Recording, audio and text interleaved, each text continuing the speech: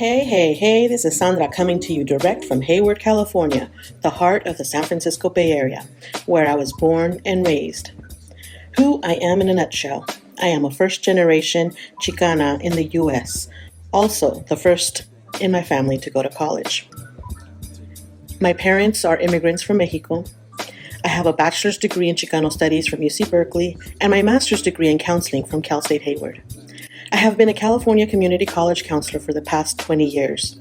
I provide academic, career, and personal counseling in one-on-one sessions, as well as in college success courses. In these Brown Bag podcasts, my intention is to share my experiences working with my community and my college students. You will meet some of my mentors and awesome colleagues who have motivated me to continue doing the work that I do. Hello, my name is Monique Williams. I am currently an English instructor at Chabot College. I work with the Emoja program. I am the tri-chair of the Student Access, Success, and Equity Committee, and I am a member of the CCEPG. I was born and raised in Hayward, California, and I am a proud Chabot College graduate. I earned a BA from Mills and an MA from San Francisco State, but I never left Chabot. It's my home, and I have been a part of the institution in many different ways. I've been a student, an administrator, and now I'm a teacher. I've had the privilege of seeing the college through 3 different lenses. I joined the Brown Bag podcast because of the 2 women I get to be in conversation with, Sandra and Carmen. These women, with a lot of care, teach me more about how to best serve the Chabot College community. I hope listening to this podcast will give you the same opportunity for growth that each conversation with these women gives to me. What's up, everyone? It's Carmen Johnston, aka Mrs. J, aka Queen Carmi, aka DJ Carm Brulee, here and ready to build knowledge with my 2 amazing co-hosts. I am a Black woman born and bred in the Bay Area. I am a proud Gen Xer, radiant English professor, and pop culture enthusiast. I have a bachelor's in liberal studies and master's in English creative writing, both from San Francisco State University. I've worn several hats at Chabot College, ranging from co-founding the Change It Now learning community to co-leading the Chabot Collaborative for Equity and Professional Growth. Mostly, though, I'm interested in transformation by holding space for difficult conversations that will ultimately move us all closer to a more equitable college and more just world. Welcome to the Brown Bag podcast. We're so excited today. We're going to be doing a series thinking about the Latinx community here at our college. And so we wanted to start off by talking to some professors from the Latinx community. So we have Veronica Martinez from Communication Studies and Javier Espinoza Barajas, who is an anthropology instructor here at Chabot. So welcome, you 2. Thank you. Happy to be here. Yeah, so excited. We always start off our podcast with what's giving you life. So just a highlight, something new and good, something that you're vibing off of right now in your life. And anybody can start. Go ahead, Javier. That is giving me a lot of life lately is I went back to dancing Mexican folkloric dance. I found a company in San Francisco. We practice 3 times a week. I have been part of 2 shows, one at the Mexican consulate at the Museum of Modern Art in San Francisco, and then I was Diego Rivera at a show of Frida. So I love dancing. I love the cultural aspect of it and learning about it. But to be honest, it's just giving me life in the sense of like, it's for me. Like, it just feels good. I'm exercising. Emotionally, I cannot describe like how healing it has been for me. I'm making new friends. I don't know. It's just amazing. I love the music, the costumes. It's a lot. It's a lot of life, I guess. Dancer's life. Yeah.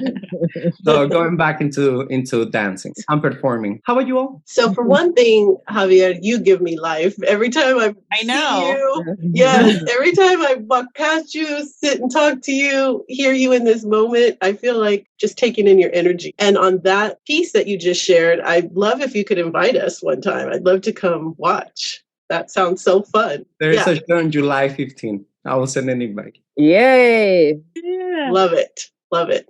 You know, this morning for me, my family has been sending texts back and forth because we're starting to think about summer plans, travel. We haven't, we spent so much time in our separate bubbles. I have a large extended family, cousins everywhere on both sides of my family. There's a group of us on my mom's side that are planning already some summer getaways, which is, I'm so glad to be getting out again. And so just that idea of something to look forward to. And again, we haven't got out or shared it with family in a long time. So we're planning this little San Diego trip to watch, we have a little bit of family in Hawaii. So they're actually coming to do a soccer tournament in San Diego. So we said, let's just make this a family trip. So we're going to all to San Diego to watch a soccer thing and just making it a family trip. And then we're planning this other Hawaii trip. So that's making me feel really good. This morning, there's a lot of text and planning, but it feels good. Nice. Awesome. Yeah. Oh, Waikiki.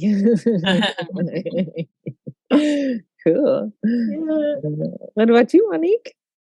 I think, I'm going to continue the love fest of you two are both giving those posters in the background, Veronica. Nobody's free until everybody's free. And you know who that's by, right? The same artist who did our mural at Chabot. It's I cannot stop looking at it. Wow. I love it. She was in my class, Lizzie. Yeah. And so as soon as she sent out that link, I bought it right away.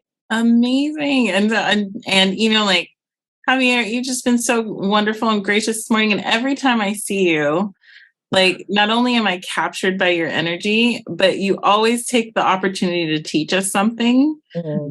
And I have every single time that I've seen you in front of people, you've done that. And so I just that gives me life. It reminds me too, the possibilities of what you can do just with your own person and how you can actually influence people. So that's giving me life.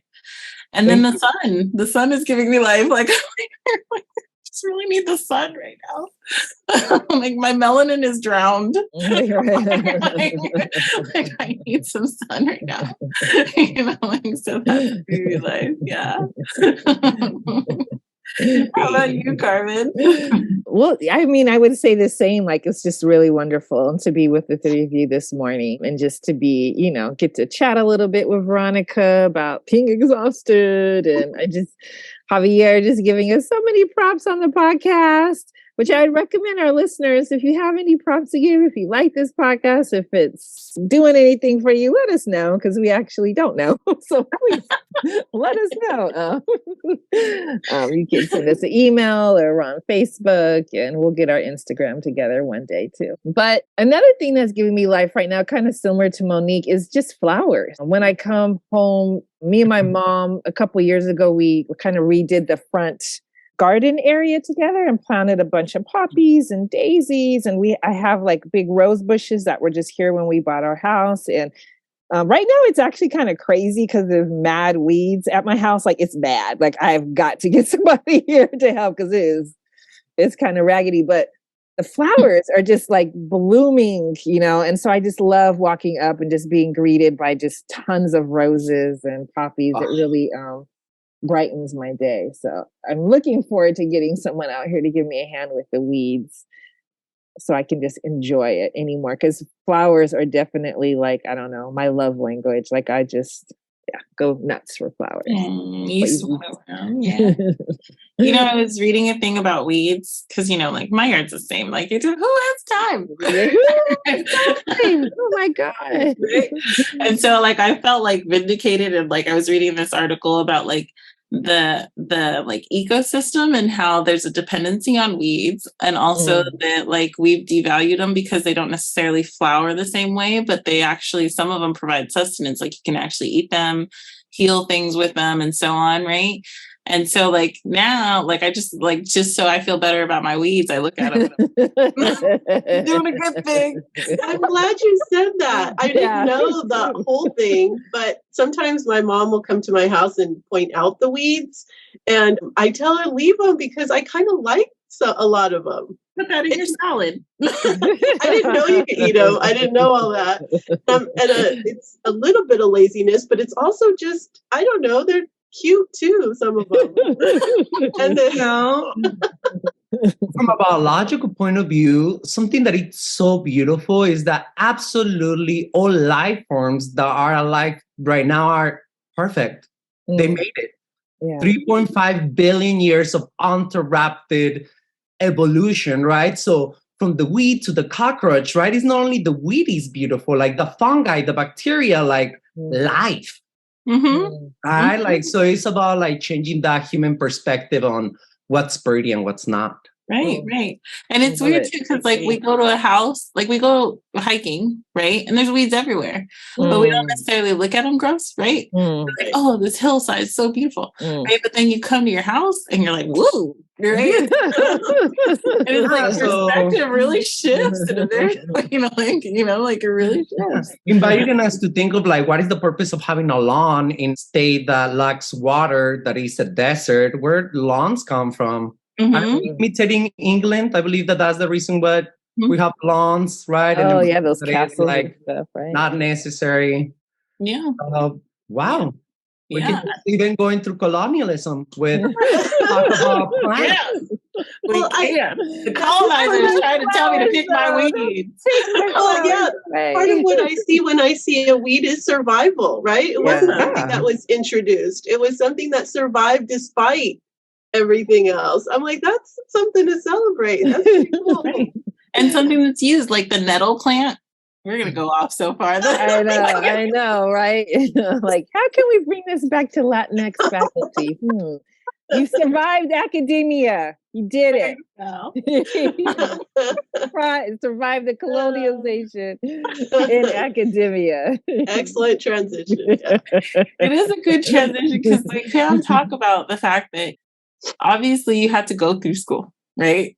And so part of what informs our teaching in our identity and our cultural identity is like what we had to go through, as students, right? And so like maybe just taking some time to reflect on what was it like to be a Latinx student, right? And like how does that actually play out in your decisions that you make daily in the classroom? Nice. Well done.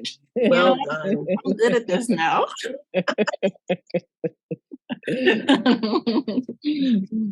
Veronica, would you like to? Sure, I could start. So starting with my education, right? Yeah. Okay. I'm going to go way back. My parents are divorced, but my dad is Tony Martinez and my mom, Marian Martinez, maiden name Orozco. And when they were married, we lived in Union City. I went to school at Dakota Elementary. And Dakota in Union City is still predominantly, especially at that time in the 1970s, I'm going to date myself because it probably matters in this conversation. It was predominantly Mexican. That's who lived in Dakota, and probably still to this day for a large part. And Dakota Elementary, it's called something else now, was bilingual at the time. So, and my grandmother lived right across the street. I remember when I started kindergarten, I was scared. I was super, super scared. And I remember there was a moment where you could go wash your hands in kindergarten, right? And so I got to step on this stool to wash my hands and got to look out the window, and there's my grandma sweeping. And so I made an escape. Right at that moment, I ran out the door. And I guess my mom knew I was going to do that because she was waiting, and all she had to say was, "I'm telling your dad." And I turned around and I went back in. So I didn't love my first school, but grew to love it. And what's interesting, so a big part of any culture is language, right? And so for me, the language was embedded at that time, going to a bilingual school, but also my grandmother only spoke Spanish. So the one that I was running, she had such a safe space for me, and that I was escaping to her house. She only spoke Spanish. So I grew up with that when I was young. Then my parents got divorced. Now, my mom's side is also Mexican and Native American. So that's where I get that side. But I think both sides a little bit, especially my mom's side, felt that the young people should learn English to the extent that They didn't speak Spanish around me when so when my parents got divorced, that's where I stopped hearing it in my family. I think there's probably long generations of doing that for survival and then assimilation, that they thought that for success, you had to do that. So I would get it when I'd go to my dad's side. And then I left the bilingual school. We moved to San Leandro and Fremont and then in Hayward. In terms of, bringing that back, it didn't really come in as a real opportunity sort of to share my story. I would always identify that's who I was, Mexican American, but a lot of the schools I was in didn't offer any further extension of that. Like, how could I share my story with you? How could I tell you who my family is? And, so I started to get used to not telling the story. And there would be the elements at home, not necessarily the language, but everything else, whether it's food or music or just traditions. So we would do Las Posadas and then not talk about it when I went to school. So we didn't have any conversations. When I got to college is when I was invited to, so, there was more opportunities. So that's like a long time to get back to telling my story. Or I didn't have education where it was embedded into the conversations either. There weren't a Latina or any Latinx poets or music, or it's just the schools that I happened to go to. It's also, again, the decade I was in, 70s, 80s, just wasn't happening where there was multicultural education. So it was the schools, it was the time. And so it wasn't into college. So I get to college and then they have a Mecha group. And I said, I'm going to join Mecha.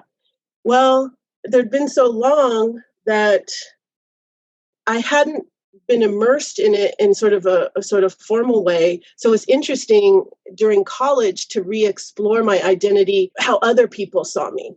And so we get into Mecha, and I didn't realize that there were cliques within the culture. And they saw me and they said, "Oh, you're not Mexican enough." Right? I went, "Wait, I'm not?" And so there was that exploration in college of what does that mean? It hit me hard, but at the same time, it was powerful for me to explore, what does being Mexican American mean to me? Right. It felt full when I was with my family. But I now I've come to a place where, and it's been a long time, where I can say, I see where they were coming from. At the same time, there can be different experiences of being Latina. So yeah, that's, a little bit about sort of what I had in my education. A lot of it was just non-existent, and, that's problematic. And then the that I had, I'm actually really grateful for Dakota. It was a place where I felt really entrenched in Mexican and American, because I understand that's unique being Mexican American. And so there was definitely that in Dakota. So I appreciate that growing up. And I think whatever Spanish I do speak, it's from that. It's from that kindergarten that I almost escaped from. I tried. Yeah. That's a little bit. Wow, thank you, Veronica, for sharing. Something that really impacted me about what you shared is that being Mexican, there are so many layers, right? Mexican, it's even hard. I'm a Mexican citizen. I was born in Mexico. I migrated to the United States when I was 16. I am an American citizen. I have dual citizenship. But even for me, it's difficult to identify as Mexican American because I was not born here. I came so later in life. And something else that I connected with your story was about the part of like being Mexican. Even among Mexicans, there is like this different cultural background, language, and even like how much English do you speak in comparison to Spanish, and how proper each one of them. I hear your story coming from like, you're not Mexican enough. And I'm like, oh God, like for me, it's like, you are not American enough to be Mexican American. So it was like, Wow. So coming back to the question, right? Like, what is your experience being a Latinx student? Well, it really depends, like, when are we talking about? So coming back, right, a little bit on my experience, I was born in Mexico. So I went to school in Mexico until I was 16.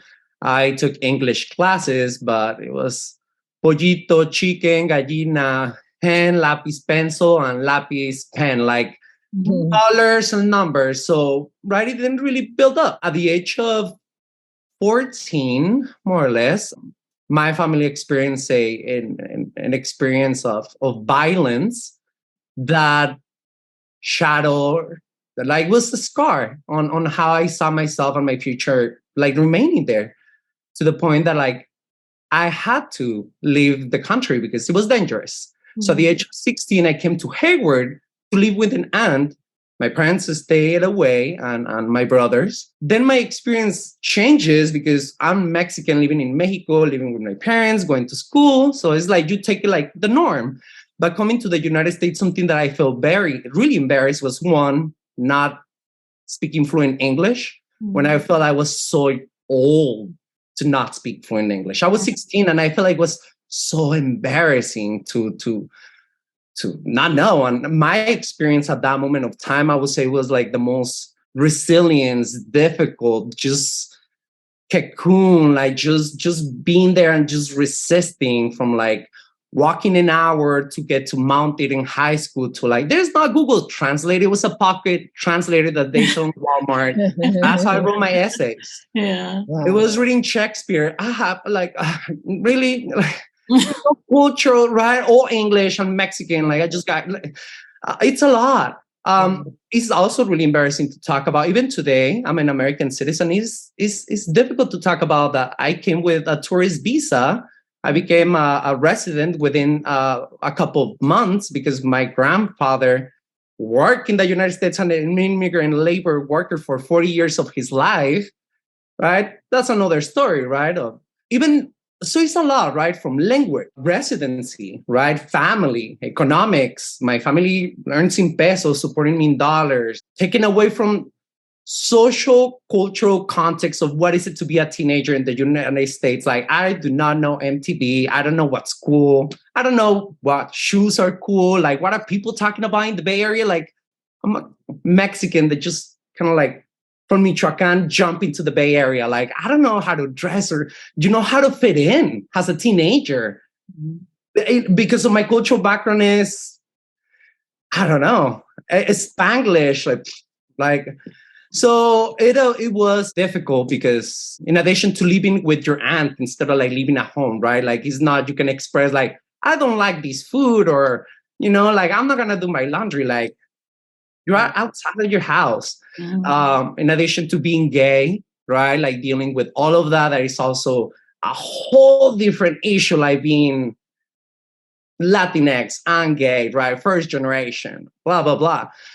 Yeah, it was different, challenging. I graduated high school in 2 years. I went to UC Santa Cruz, and my experience there was knowledge.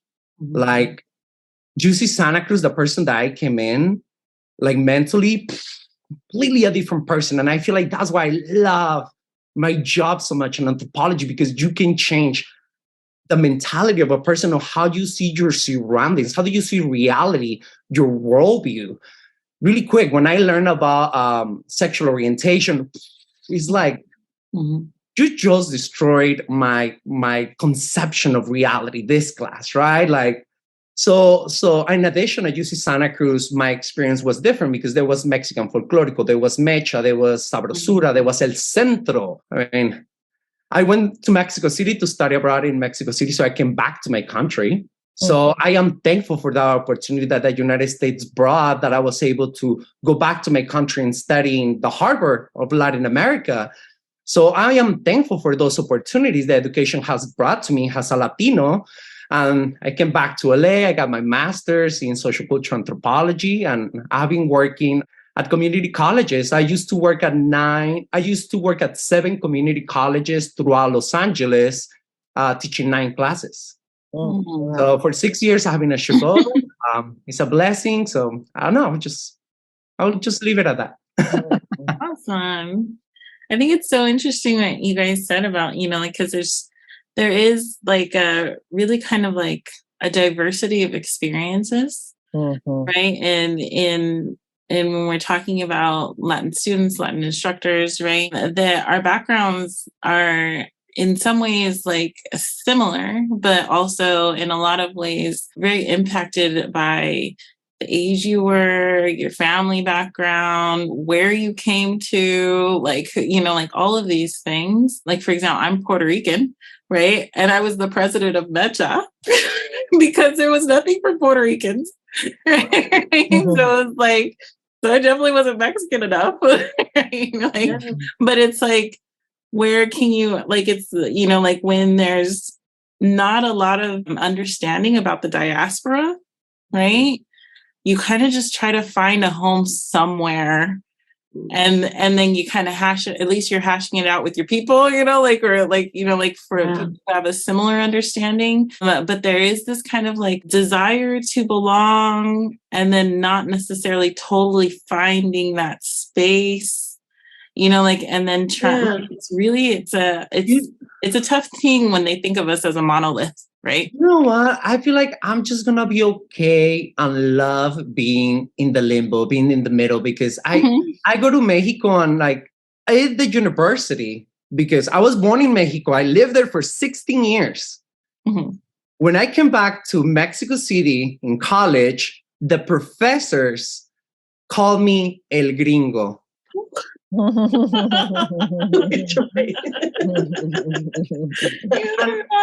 like the most Mexican thing that has ever walked around UC Santa Cruz, because my Spanish was, like maybe, more academic. I don't know, more from the Royal Academia of Spain, blah, blah, blah, blah, blah. So, it's like, I'm not going to fit over there. I still go to Mexico in December and like, they kind of like made little jokes about how like I kind of like startle a little bit in Spanish at the beginning. And it's like, honestly, it is what it is. And I'm just going to love it all. I'm just going to like, I cannot choose. Like Mexico is me. It's like I was born. It's in my blood. It's in my veins. It's fire. But the United States is this place that allowed me to grow and be myself and be safe and like do what I love. And I guess there is a lot of bad things with the United States, but like, God, coming as an immigrant, being an American citizen and speaking English, the world is yours. It's like, it's like, there's no excuses to just like open like the world of possibilities, right? Like where I came from, you having that is, wow, like, do you have solid gold and you're a millionaire? Like, what else can you ask for? Having those aspects are so valuable to millions of people, right? I am so thankful and so blessed that this country was able to allow me to have that. Because it comes with like, I can drive to LA at 5, 6, 3 in the morning and I'm gonna complain about traffic. I will not drive from Zamora, Michoacan, where I was born, to Guadalajara, which is a 2-minute drive, like after, like any time that is dark, like really. Yeah. And you're not feeling that, you're not having to worry about like what time should I make a drive somewhere, like because you're gonna get like assaulted in the freeway by the police. That is not even like something that it's in your, right? Like that you can get kidnapped by the police, that you can get stopped by it. That the police stops you, here's like, oh, I'm gonna get a ticket. Well, I mean, I don't want to go there, right? Because there's a lot, but yeah, like I just feel so thankful about that part. I just wanted to say I love that we have this moment to share, because as much as I have come to a place that you're talking about, Javier, about being not just comfortable with who I am, but really kind of celebrating the, this middle place that we're talking about. But it still is I'm so appreciative of having a moment to hear everyone's stories. Javier, your first reaction when I told my story, I feel like there's a lot of similarity. I mean, it's flipped, but I'm embarrassed when still to this day, when somebody starts speaking Spanish, because I can answer if you speak slow and it's short, but I sometimes won't even do that, because as soon as you start going, I'm lost.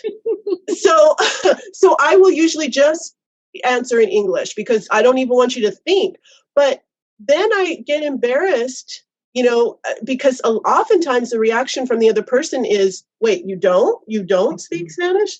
So I feel like a lot of the emotion underlying our experiences there's a lot of overlap. And I like having moments where you could share that. And Veronica, you know what I got?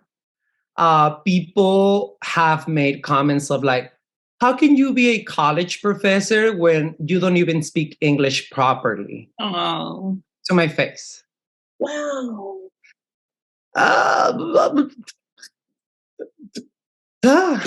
And I look at you and I think, I wish, right? Because I had that opportunity and I didn't take full advantage.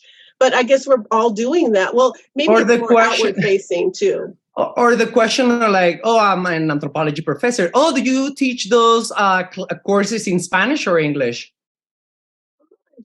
Well, there's so much language oppression too, right? Yes. I mean, we did a interview with Michelle Gonzalez and Keisha Turner about linguistic justice. And I think that there's times where I feel like, what am I even talking about? Am I even speaking English correctly, right? Just having the African-American vernacular as part of it. And there's so much racism that we get hit with speaking this white mainstream English. And we're all kind of up against that. But I was curious to hear just about what it's like for you all as Latinx instructors with your students. I mean, we're at a college that is like 46%, I think, Latinx. It's the largest community here on college. And do you see yourself in your students? Do you have a particular perspective that you take with Latinx students? I know, with my Black students, it's like, we're going to make it, we got to make it. And that's kind of how I think about it. But I'm curious about that, what that's like for you all.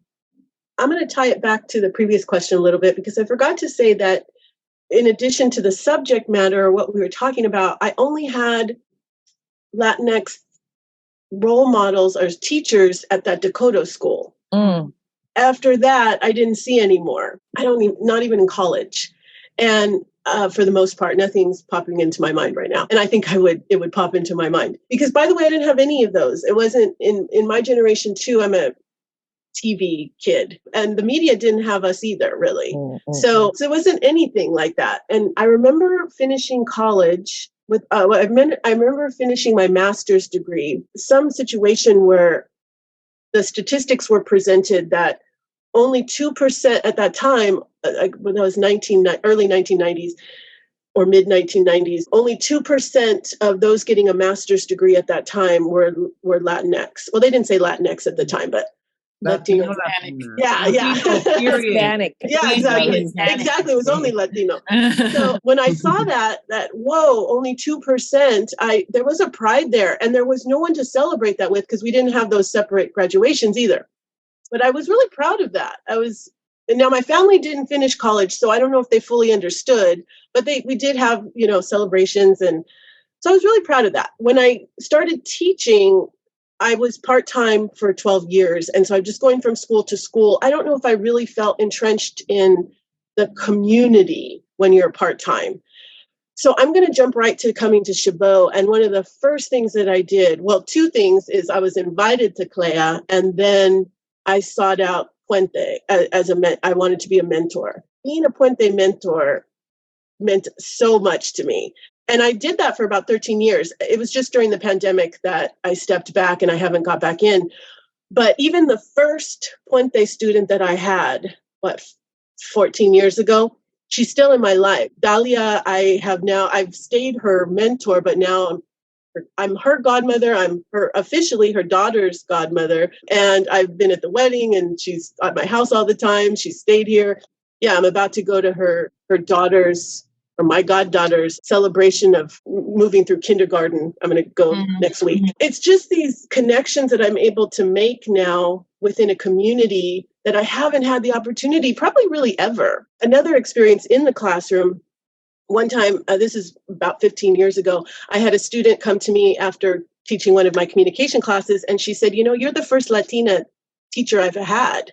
I think she said in college, but still, I just, I don't think I said very much after because it just hit me. I just, thank you for telling me. And then as I walked away, I was like, whoa, that's huge. First of all, it made me sad in a way. That way, I'm the only one, right? So that's not okay. But at the same time, thank goodness, I'm just so proud to be there, to be visible. I think there's still a lot of work to do in that regard. So I think about that. I think about being visible as much as possible to show the possibilities, right? And having these stories told so that they know there's more than one way to be Latinx or Latina. There's definitely more than one way. And so for me, there's kind of a reciprocal thing that's happening in terms of my teaching and being Latina is I get a lot from my students and being in Puente. I also know that appreciate the responsibility of being visible to students and saying, oh yeah, there's some, I can be a teacher, or I see, Veronica's talking about other things that she's doing. And so I can do that too. So I appreciate that responsibility. Yeah. I'll just leave it at that. That's so cool. Yeah. What about you, Javier? Yeah. Thank you, Veronica. So the question is, what is our experience interacting with Latinx students, right? Yeah. What it's like for you. I want to take it back to representation, something that Veronica talked about. And I was just like thinking really hard, like how many Latino professors or teachers I had in my career. We have to think about it all. I don't remember one in high school. I remember one in college, which was Spanish for Spanish speakers. And my academic advisor in my master's, that's it. That I can think of that, like, maybe I'm pretty sure that maybe there were more, maybe I didn't know about, but I can with confidence say that there were not one single professor that was like me.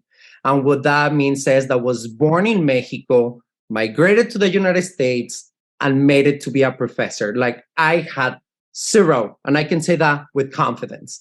Maybe I had Mexican American or Latino, but there was not someone like me that could make it.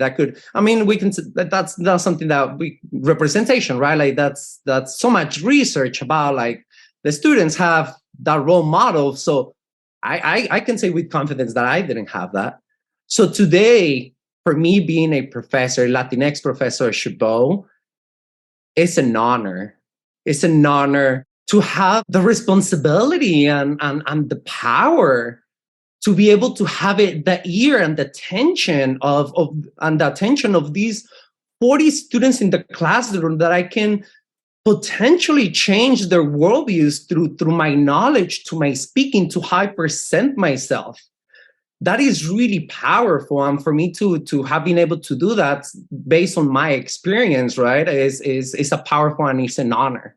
Oh. With that being said, how that works with my interaction with Latinx students in really subtle ways, such as office hours, students coming to talk to me, and I had some conversations that they going to really deep conversations about migration, family, culture, morals, values, traditions, you name it. Switching the conversation in Spanish. Yeah, students email me in Spanish, using Spanglish, using examples in class from their culture that we can resonate. And something that I love about anthropology is the study of all humanity. So I love to bring cultural examples from across the globe. And I love when there is a student that raises their hand, oh, that example reminds me of the TV show that my grandma watches, right? And it's like, like being able to connect with the students. So of course, right, as an anthropologist, is just like this curiosity that I want to learn and learn as much as I can from other cultures, right? And also incorporate into my classes.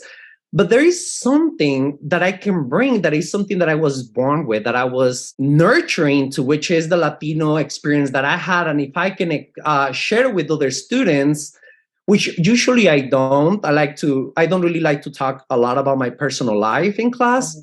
But little things come here and there in class that kind of like give away about your identity, your background, and students are able to connect with that, connect with you. You don't have to be Latinx in order to connect with somebody else from a different culture, right? Because that's something that I also love about anthropology. So me being Latinx, I can use that experience not only to connect with Latinx students, but to connect with everyone, regardless of who you are, because we all have culture. Right. I was just going to add one little thing that I thought about when you said your story, and thank you so much for your stories. You know, sometimes when I share a little piece of sort of a casual example, you know, in communication, we're constantly talking about everyday life, whether it's public speaking or whether it's interpersonal or intercultural. And so you just similar to your experience, you know, it will come up. Examples from my life. And I noticed that as soon as I open that door with a casual example, I see students' faces light up and they say, oh, we could share that. And a lot of it when they can relate, but you're right, it's not just that. Then there are other people who say, oh, I have that experience too. And we have this wonderful opportunity at Chabot where most of our students are students of color, and we have that shared experience. You know, and sometimes it's even kind of funny, like, you know, we'll be talking about some sort of serious communication taxonomy or, you know, cultural group or pattern of communication. And then one time a student said something about keeping cooking pans in the oven. We're like, that's a Mexican thing. All Mexicans keep their fry pans in the oven, right? We don't put it and so then everyone started jumping on that story, and then you know, there were Black students in the classroom, and they talked about, you know, what they could relate to with that, and it became this really funny just sharing, and I felt like a happen in the classroom where, oh, I can share who I am, and, you know, whether it's funny or serious or, you know, just be myself, and that's part of the learning. And it was, I just love that when you can open up with who you are, it kind of just lets them open up. Yeah.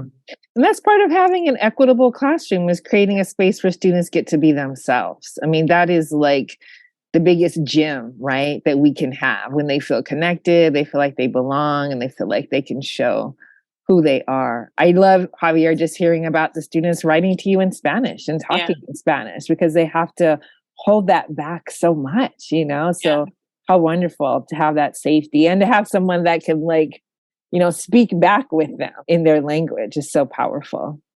But that made me recognize, is like, I think both of you touched on this idea. And when I think about it, I can't remember any Latin instructors that I had either, right? And you guys both said there might have been some, but we didn't know, right? And so that, like, there's generations before us that also have been having to hold that in, right? Because of, you know, assimilation or ideals or expectations. And so they didn't feel comfortable in the room to say, you know, I am from this background, and, you know, and we get to do that, right? I start my class with, like, sometimes to feel comfortable in here, you all got to be loud because I'm Puerto Rican and I don't know how not to be loud. You know, like, and I, you know, like, and it makes me feel like I'm at home. And then as soon as I reveal that, then all of a sudden there's like a little, you know, like, then there's this kind of like cross dialogue about what people need to be in the space that makes them feel culturally recognized, right? And so, like, we, you know, like, but I get to do that. And I know that generations before me didn't, because as soon as they revealed something like that, they become a target. Like what you were saying earlier, Javier, like, you teach, you know, like, do you teach anthropology in Spanish or English, right? Generations before us, the idea that it would even be the head of a classroom, right, was not even something they were allowed to access, right? And so now, you know, like, I mean, I'm just feeling kind of like a gratefulness that I actually I don't have to hide myself in my class. And so I can allow for people to see a Latin person in front of the room, you know, like, and that space can be created.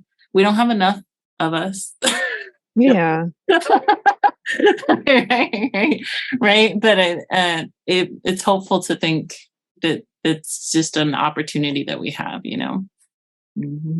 Yeah, I was curious as to, like, what you all maybe saw as, like, challenges or obstacles around being a Latinx instructor in academia, and, like, what could we as a college community do to better support Latinx faculty on campus? One of them is this exact issue, right? So that's huge, is more representation, is more visibility. That's huge. And I want to speak on that for a minute, whether it's when I was in college or starting teaching or even now. We want more representation, but a small subpoint, but an important subpoint for me is how we attain that. There's been conversations on campus around numbers and quotas. And there's been spaces where I've heard folks talk about just getting certain groups or people of color for the color. And that's not what any of us want. What, for example, affirmative action was set out to be is to acknowledge and validate that there are qualified people that we haven't seen in past generations.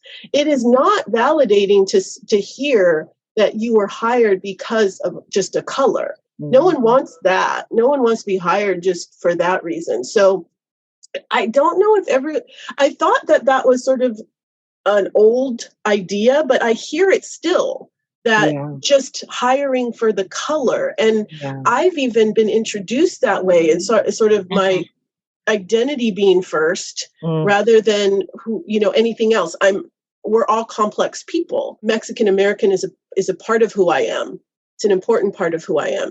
But to single that out in terms of I checked something off of a box because I invited Veronica to the conversation, no, there's more to me than that. And it's sort of just broader picture. I want the conversation to be, let's remind ourselves of the value in all people, that we have a history of just picking what's familiar, and that's white males. But that's not all the value in our community, especially in Hayward, especially in the Bay Area. We have this wonderful, rich community to ask their story and to invite them into our college. And, we might be picking the same people. So that's what we want. We want the variety because they're there and they are worthy, and we would be, it would be to our benefit to have them in the room, not just because of color. I want there to be more representation because of the value, and I want people to be valued in that way. I want people to be seen fully. Yeah, absolutely, Veronica. A point that I believe we cannot emphasize enough is that the goal is not to hire Latinos just to have Latinos, or we have to have 20% Latinos, so just come in and whoever is Latino, you're getting the job. No, that is not the point. The point is to say proactive or to pay attention at the obstacles that prevent Latinos from accessing these positions.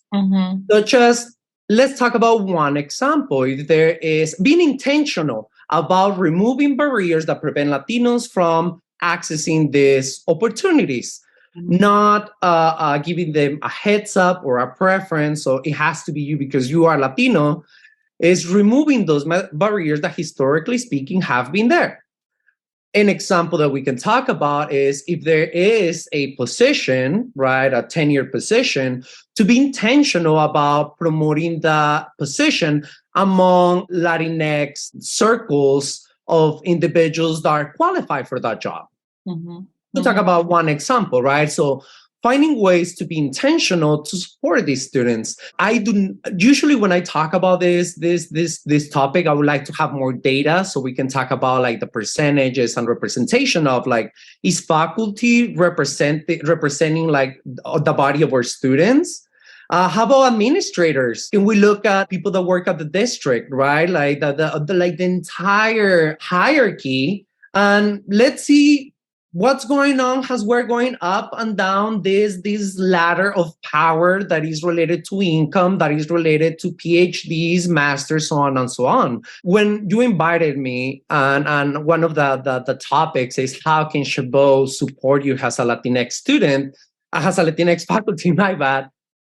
It's difficult for me to answer that question because if I want Chabot to support something of me, that it has to be specific because I'm Latinx, right? Like, I can ask, I don't know, I'm making this up, like more money. Well, just because you are Latinx, no, it will have to be something for all of us, right? Like, so looking at my experience being Latinx, looking at this conversation related to what we're talking about, representation, I'm being a little bit honest. This is something that I have never talked about in these circles. It's something that I don't feel comfortable talking about, is the possibility of maybe going back to school. I have a master's. Like, is there any support out there for Latinos that are interested in maybe pursuing a PhD, but not quitting our job or not, right? Like, I believe I love learning, right? So I would do it for me because I love learning. And also because I believe that this will help me serve my students better.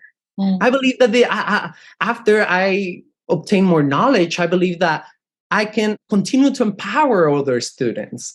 So I believe that an investment on me can also potentially be an investment on my students, right? Which is my ultimate goal, right? To support our students. So I that's something that I don't know. It's just in my head. Is my job is my priority. I will not leave teaching, right, to pursue a PhD at this point in life. But I don't know. It's just kind of like putting it out there. If there will be possibilities or support, or I don't know.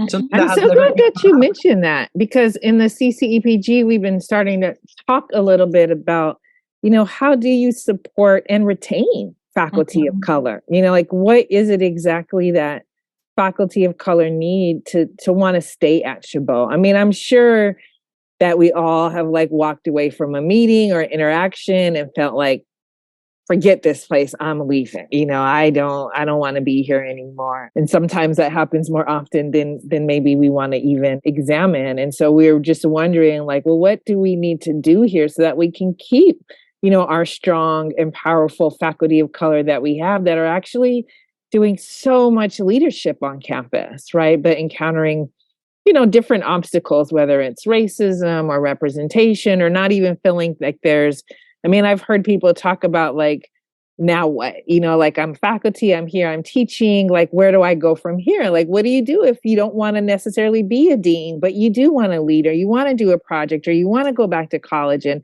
is there support for that? So I'm really glad that you brought that up. And I hope that we'll, try to get something out to folks to elicit, more feedback about, like, what would help you feel more supported and just want to stay at Chabot. I think what I would add, I really agree, and I want to emphasize first that removing barriers is a big part of the answer. At first, I was thinking it's not even necessarily that I need something in addition, just give me access, just give me the space to do my work. So that is a big thing for me, is to remove the barriers. The other thing that came to my mind, and now that I'm thinking about it, I also love the PhD support, love that. But the other thing that came to my mind, it might sound the other end of the spectrum, but give me space for self-care. We were talking briefly about being overwhelmed by our jobs, and it's because we love it and we go overboard, that we are overtired, and I can't be there for my students in the way I want. So give me time to rejuvenate. And I know our jobs do that a lot, but I feel like it's not always part of the conversation to make space for that. And I'll connect it back. I was mentioning that I was having conversations with my family earlier about spending time together and traveling. A lot of Latinx cultures are collectivist. And so when you talk about what motivates us, it's not an individualistic idea. It's not, what can I do for myself? It's, what can I do that will make me a better part of my family? What can I do to support my family, that will make me present for my family? And a lot of times my job doesn't allow me to be present for my family in the way I would like to. Yeah. Right. And they've accepted it at this point. They've even seen me grade papers at a family party, which I try not to do anymore. I'm like, what the heck am I doing? I would like that to be more integrated into every conversation, rather than the opposite sometimes of seeming to be threatening or making people feel guilty for not doing more, allowing us to create spaces of our own to do that self-care. That would maintain my commitment.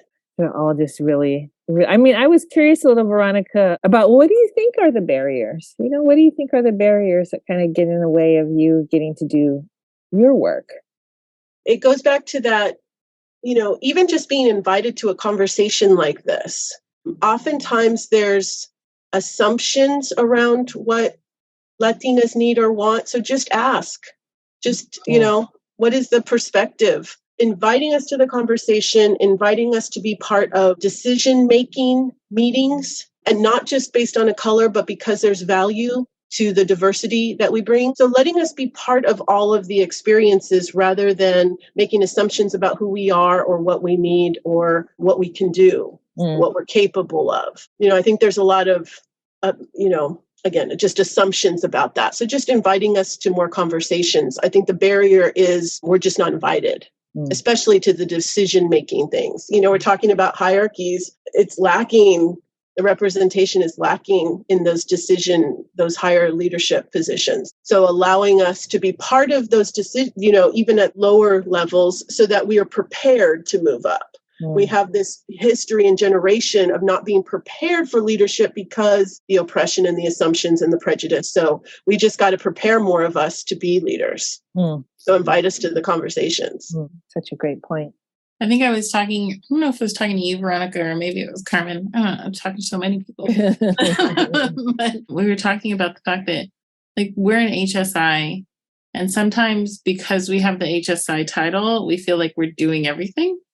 It's almost like the title gave us a pass to kind of claim some sort of entrance to oh, well, we're good. And the reality is the people that are working in El Centro and Dream are doing so much work to try to make us actually respond to, our Hispanic serving institution goals and also Latinx students, right? It'd be nice if the community participated in being an HSI, right? That being an HSI isn't a passive thing. It's not just oh, you're an HSI, right? But it's an active thing, right? That there's responsibility that comes with that everyone should carry. Because again, we are a community. We do need to learn from each other. We need to recognize community and, share across so that way we can, make things happen. And I think there's so much of this idea that and this is from being a part of Emoja too, right? Those people will handle it, right? Those people are taking care of it. Since we haven't heard anything from them, which we probably haven't heard anything from them because they're overworked, right? Yeah. Right. We haven't heard anything from them, so they don't need our help. So we don't need to ask questions. So we don't need to worry about it, right? I want us to be actively engaged in the fact that we're an HSI, right? Yeah. And all of us, not just the ones that are Latin, but all of us, right? Yeah. That would be a beautiful thing, I think. And I think we're going to have an episode, right, talking specifically about being an HSI soon as part of our series too. Good. I love that. I do want to say, especially because I've been at so many community colleges, especially as an adjunct, I do want to say that Chabot is doing a lot of things really well. Yeah. I love, the programs that we have, even when we've presented at the board meetings in our district or when we're sort of comparing ourselves to other colleges, we have learning communities and celebrations and that just aren't opportunities at other colleges. So we're doing a lot of things really well. And I'm so happy to be at Chabot. As tired as I say I am, and, I'll complain in the hall, but I really love the diversity. I love the classrooms I'm in. I don't have to bring those conversations. I don't have to talk about diversity as a separate thing. It's in the classroom. I just have to create space for it. And so I wouldn't want to teach anywhere else. So many faculty, us four in this space, there's so many faculty who are so proactive about that, about celebrating it, graduation gatherings and it's in our meetings. We have some equity is part of our discussion. There's a lot of work to do. Yeah, I wouldn't want to do it anywhere else. Yeah. Well, I think when you love something, you know, you want to make it better. You want to make it the best that it can possibly be, right? And I think that's where like the reflection and the critique comes in. It's not necessarily to like tear folks down, but to look at, you know, what could be working better and what can we do here, you know? And I think that's one of the things that I love about Chabot is that people critique and then they do, you know, they say, okay, you know, that's a barrier. Let's see what we can do. Let's, you know, roll our sleeves up and get busy so that we can make this better rather than just complaining and like not do anything about it and just kind of letting that, you know, keep going, you know? So, but I agree. I love it here and I wouldn't want to be anyplace else either. It's like a second family. Sometimes I come on campus, I'm like, oh yeah, yes, I am home here too, right? It truly is. Yes. Yeah. Although, like, I will say beach adjacent schools are often Nothing like, wrong with not the gonna beach. lie. Like, campus is how close to the beach? I have thought about that as well, but I'm gonna be in my retirement. I'm gonna teach one class and live in Hawaii and Nice. and then go to the beach. Yeah. Teach it online. Yeah, I'll be Hayward for most of my life. And then beach. Well, it was so good to be together and have this conversation. You know, thank you guys for joining us. I learned so much and I'm going to be excited to get to like listen to this episode again. Yeah. No, thank you for having me. You know, I came to Chabot when I was 16. So I was like maybe like 17 years ago when I just got to here from Mexico, because there were a lot of classes that they don't teach in Mexico that I had to take here. So Chabot helped me graduate from high school in 2 years. Wow. So I left to UC Santa Cruz, Mexico City, Los Angeles. I feel like I'm never going to see Hayward again. My aunt lives there. My family's in Michoacan. Like, yeah, I feel like it was a city that I left when I was in high school, never to be there again. And the job application like came up. I applied and it was just kind of like weird to be back. And like the campus was different in 2006. So it was just, yeah, like it's also not only about critiques, right? Or like, no, Chabot is great. I love being a Chabot. I don't know. I just feel it's a little bit like magical that I was here in high school and I left and then I kind of like came back, right? I feel like that was a little bit, I don't know, a weird destiny. I don't know how to express. Well, you're not allowed to leave now. No. Yeah, you're Now you're just here. So yeah, you know, as Carmen mentioned, there is a lot that we can work on, but we have El Centro. We celebrate a lot of cultural events for the Chicanx culture throughout our semester. I would love, Monique, what you just mentioned, that in an ideal world for everyone to be engaged in what is happening on campus right now. Mainly, it relies on Chicano Latino faculty for us to engage in the graduation, the welcome, la bienvenida, and all events, right, are like volunteer. We don't get paid to create, right? Sometimes many of the work that we put into these spaces. Something that we previously mentioned was like, how's your interaction with students? Many times I spend so much more time working on something for Chicanx students on my own time than actually interacting with them. I was not able to go to the Chicanx Latinx graduation because I was teaching class, but I spent 7 hours on a Sunday night, on a Sunday in my office making the flowers, the decorations for the graduation.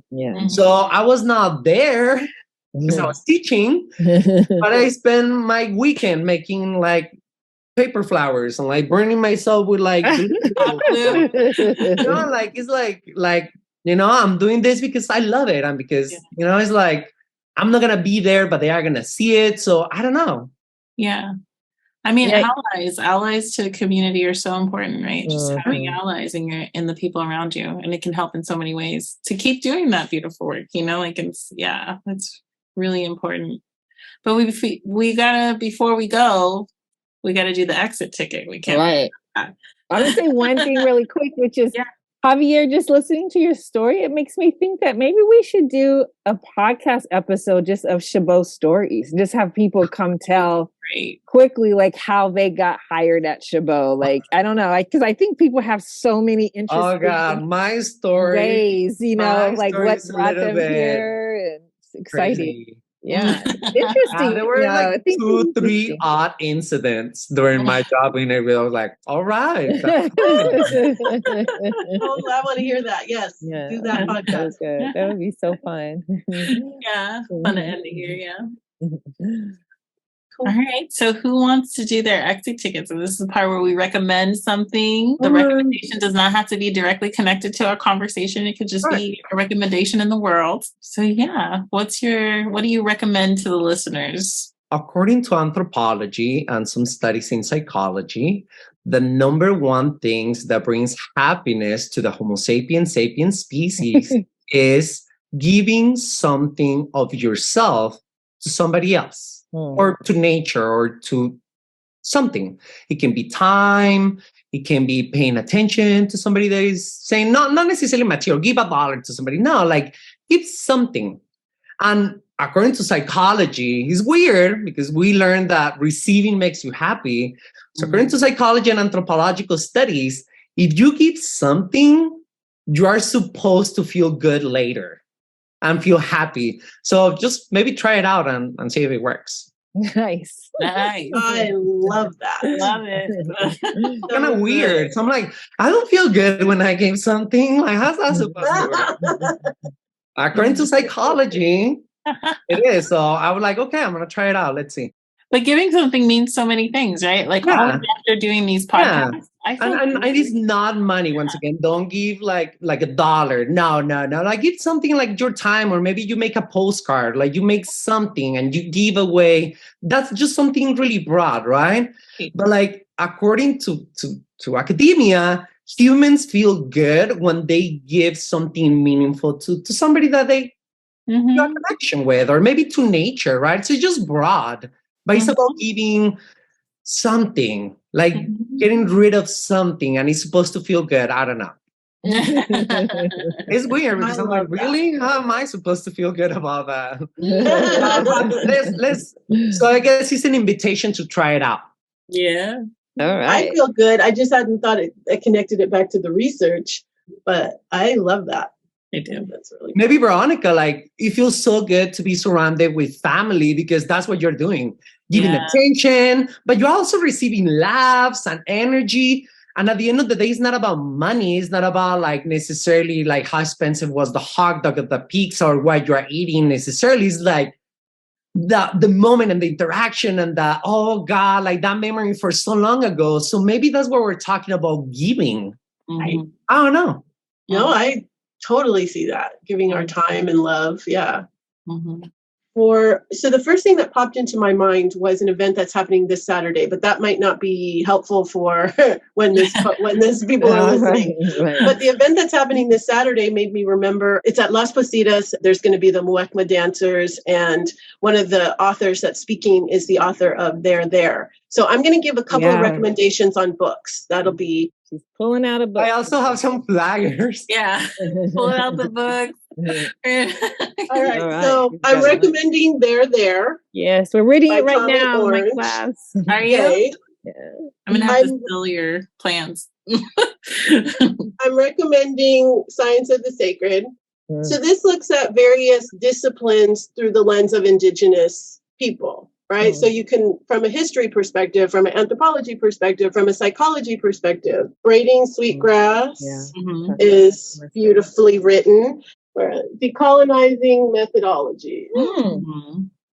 This is probably one of my favorite. It's looking at, it's challenging the idea of what we think research is, right? It's challenging the idea that research, we think about it in terms of this data collection and numbers. And it's not saying just in Indigenous context. They're, of course, looking at Indigenous forms of knowing, but it can be applied across the board, right? And it really does focus in on college academia and how we could bring in a new way of knowing into our into our teaching. So highly recommend any of those books.